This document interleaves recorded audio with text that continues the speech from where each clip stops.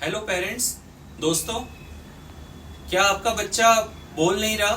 1.5 साल का हो गया, 2 साल, 2.5 साल, 3 साल का हो गया, बोल नहीं रहा और बच्चा आई कांटेक्ट नहीं देता और दूसरे लोगों के साथ, नए लोगों के साथ प्रॉपर इंटरेक्शन नहीं करता। मीन्स सोशल इंटरेक्शन बच्चे का बहुत कम है।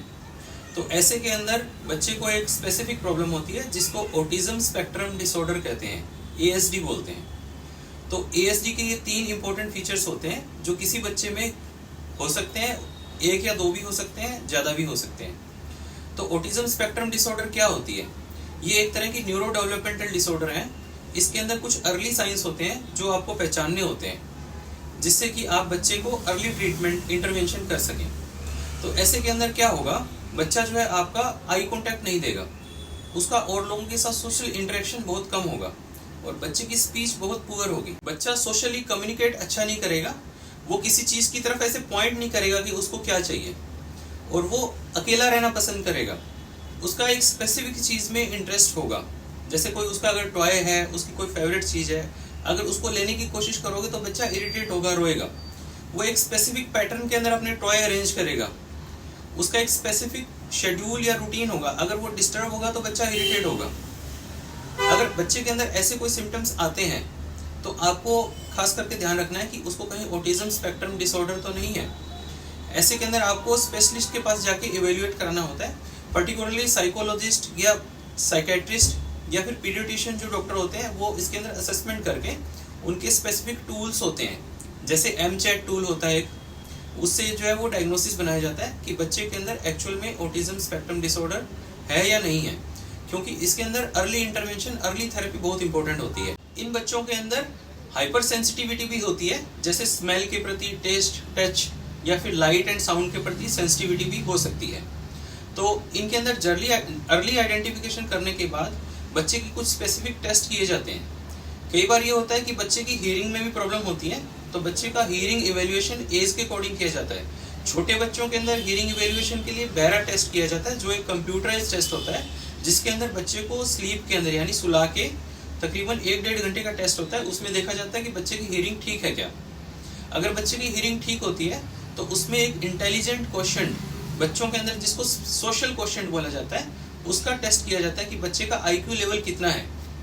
उसके बाद बच्चे के कुछ और इवेल्युएशन किए जाते हैं और पेरेंट्स के साथ भी डिस्कशन किया जाता है, और फिर एक प्रॉपर प्लान करके उसकी थेरेपी स्टार्ट करी जाती है, जिससे बच्चा काफी हद तक इम्प्रूव कर जाता है।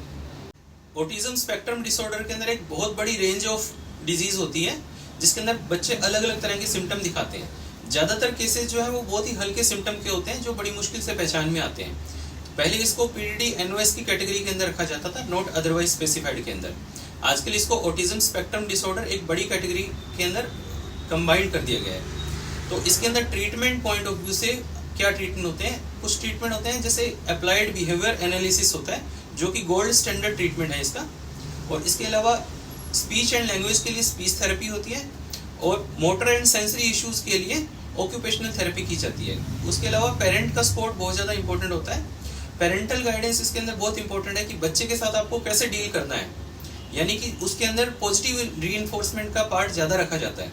90% ऑफ टाइम आपको बच्चे को पॉजिटिवली उसको स्टिमुलेट किया जाता है और उसका नेगेटिव रीइंफोर्समेंट कम रखा जाता है। ASD को जल्दी आइडेंटिफाई करने के लिए, अगर आपका बच्चा 6 महीने की एज या 1 ईयर की एज के ऊपर बैबलिंग नहीं कर रहा, उसकी स्पीच डेवलप नहीं हो रही, 1.5 साल का बच्चा हो गया, 2 साल का हो गया, अगर वो आई कॉन्टेक्ट नहीं दे रहा, ध्यान नहीं दे रहा चीजों पर, रिपीटेटिव बिहेवियर कर रहा है, लाइक फ्लैपिंग कर रहा है, वो स्पिनिंग कर रहा है, जैसे किसी टॉय के टायर को घुमा के, गोल गोल घुमा के उसी की तरफ देखता रहता है, अपना अलग खेलता है बच्चा, और बच्चों के साथ मिक्स नहीं होता, तो ये कुछ साइंस होते हैं जिसको पहचान के आप ऑटिज्म स्पेक्ट्रम को आसानी से जल्दी आइडेंटिफाई कर सकते हैं। इसके अंदर इंटरवेंशन अगर अर्ली करी जाए तो बच्चा काफी हद तक नॉर्मल लाइफ जी सकता है और उसकी स्पीच भी काफी अच्छी आ जाती है। ये कोई इलनेस या बीमारी नहीं होती, ये एक डेवलपमेंटल डिसऑर्डर होती है। इसके अंदर जो बच्चा होता है वो एनवायरनमेंट को अपने तरीके से, डिफरेंट तरीके से असेस करता है और उसको उसी के एडजस्टमेंट करके और उसको ट्रीटमेंट हमने देना होता है। ASD के बच्चे जनरली बहुत इंटेलिजेंट होते हैं। जब ये बच्चे बड़े होते हैं और इनकी स्पीच ठीक ठाक आ जाती है, तो ऐसे बच्चों का एरिया ऑफ इंटरेस्ट ज्यादातर होता है मैथ के अंदर, म्यूजिक के अंदर, आर्ट के अंदर, और कोई स्पेसिफिक प्रोजेक्ट के अंदर ये बच्चे काफी अच्छे चलते हैं। ऑटिज्म स्पेक्ट्रम डिसऑर्डर में पेरेंट को डिप्रेस होने की जरूरत नहीं है, बल्कि बच्चे को सपोर्ट करना होता है, क्योंकि हमने बहुत इंटेलिजेंट पर्सनैलिटी वर्ल्ड के अंदर देखे हैं जिनको ASD की प्रॉब्लम थी और वो बहुत अच्छे लेवल पे पहुंच गए हैं। उनमें से कुछ एक नाम है, जैसे एल्बर्ट आइंस्टीन थे, उनको ऑटिज्म स्पेक्ट्रम डिसऑर्डर था। न्यूटन को कहा जाता है कि ऑटिज्म स्पेक्ट्रम डिसऑर्डर था।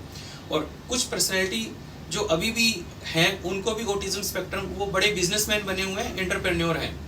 तो ऐसा नहीं है कि ऑटिज्म स्पेक्ट्रम के बच्चे कुछ कर नहीं पाते।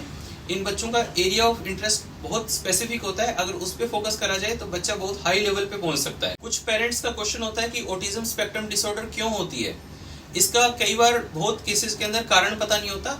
जनरली कुछ जेनेटिक इश्यूज होते हैं, कुछ फैमिलीज के अंदर रन करती है, कुछ एनवायरमेंटल टॉक्सिन के, जो मदर की पेट में जब बच्चा होता है तो टॉक्सिन के एक्सपोजर से ये प्रॉब्लम हो सकती है। इसके अलावा किसी भी वैक्सीन से इसका लिंक नहीं देखा गया, जो कि एक मिथ है। तो ऑटिज्म स्पेक्ट्रम के बच्चे कई बार बहुत अच्छे वरदान साबित होते हैं और ऐसे बच्चे बहुत हाई लेवल पे पहुंच जाते हैं। तो इन बच्चों को सोसाइटी को पॉजिटिवली लेना चाहिए, क्योंकि ये बच्चे कई बार बहुत अच्छा कर जाते हैं। Thank you.